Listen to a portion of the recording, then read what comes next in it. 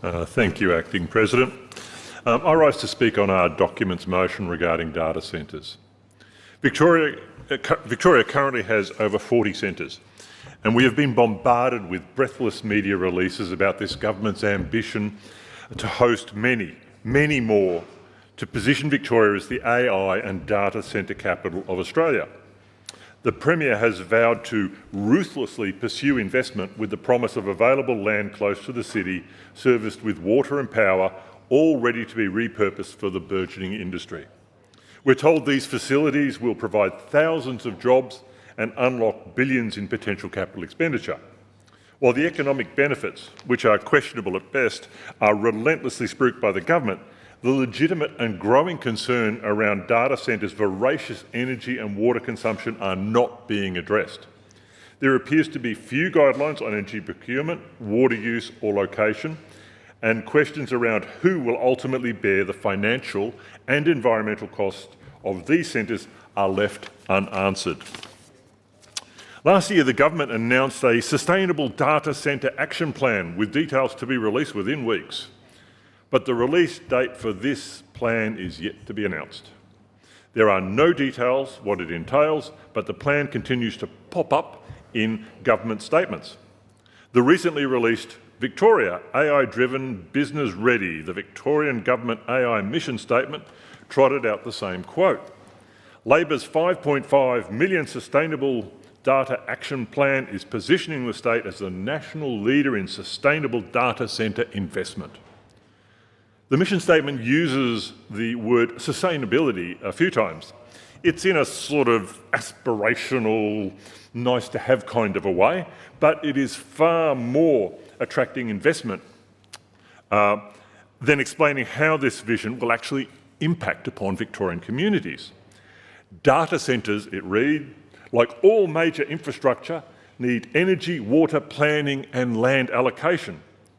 But data centres are not like other major infrastructure when it comes to energy and water use.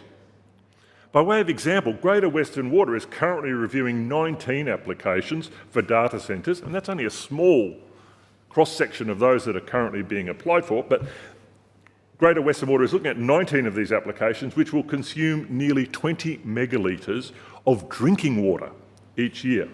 That's the equivalent of around 4% of Melbourne's total drinking water, or to put it another way, it's equivalent to filling up 8 Olympic swimming pools every year.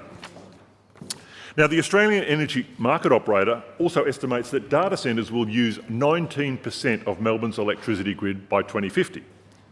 But the Minister for Economic Growth and Jobs, Danny Pearson, seemed quite blasé about sustainability, telling the Australian Financial Review, you put AI on a leash and you let it run. If it starts to get away from you, then you look at trying to say, we need to intervene.